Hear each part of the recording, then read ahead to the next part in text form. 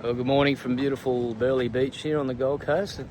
Johnny, we'll have to film this way away from the view because of the sun, but we've just done a Sunday morning run, 8K. Oh, my legs were shit. I had a day off yesterday and they feel the worst they've been all week. How do you feel? I've been following a program that this bloke's put for me, so I'm going to feel bad anyway. You know what I'm saying? No, it's a program. It's more like just the shaming of his fitness. It's how to suffer and love it. So those of you who are just tuning into this video, we're training. We're going to do a Hyrox event. We're only about 2 weeks away. It's a non-official race. It's an official Hyrox practice race, or simulation as I like to call it.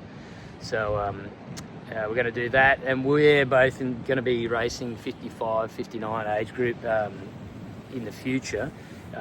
Not that far in the future, unfortunately. When we race together later in the year, in 2025 season, we'll be racing 55, 59 team.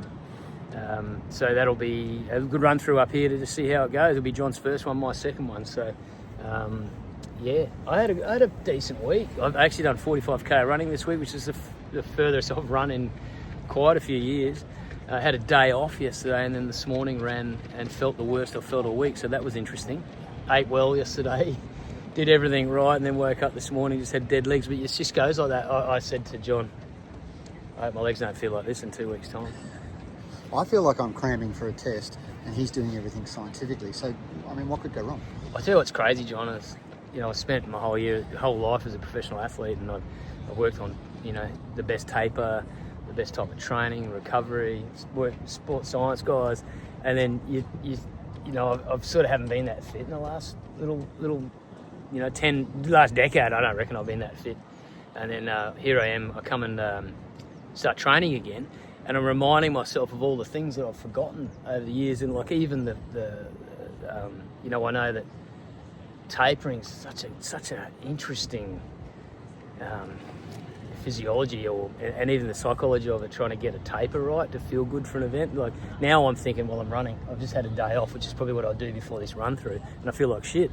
So what am I going to do in 2 weeks' time? Am I going to train into it? What am I going to do? I thought I had all the answers to this from all the millions of races that I've done. And you're a different animal now. Over 50. An old animal. I'm well over 50. And those recovery days, we just have to be smarter about recovery. We can still train, but it's the recovery. I think my point is, like, those of you that don't know me, I'm a professional athlete. Like, you couldn't count the number of races that I've done. And John's an ex-military and athlete of quite high note with paddling and adventure sport. It just seems like every time you try and you think you've got the answer to everything, something changes. So, experience, even the amount of experience we've got, you're still sort of trying to get. I mean, really, coaching is just one big experiment. If you're paying a coach to train you and he's telling you he's got the answer to everything, he's full of shit because, mate, it's basically you can get all the science and all the basics down pat, but you're just an experiment. Yeah, that's right. It's very individual. Yeah, and from day to day, everyone's different. Every sport's slightly different. Everyone goes differently. So, as much as those remote training programs are quite good for people, I think, I've done a heap of coaching at a high level, world level athletes, looking them in the eye every day and seeing how they feel and recover is really the best way to do it. And you can manipulate sessions around that, but there's definitely a space for that online training, but you can't beat a hands-on coach that trains you face to face, I believe. Oh no, that's right. And the ability to know your body when it says I'm tired. Yeah. Which we forgot. Well, you're the one. That's the thing. You're your best measurement tool, your best coach. So read, listen to podcasts, get all the information you can.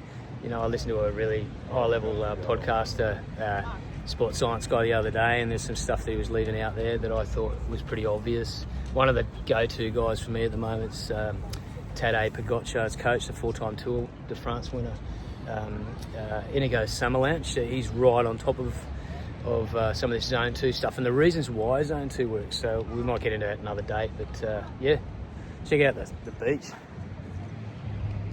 Not a bad spot we live in, eh, John? It's harsh, man. It's another harsh winter's day. That it is harsh winter's day. Got the guns out. All right.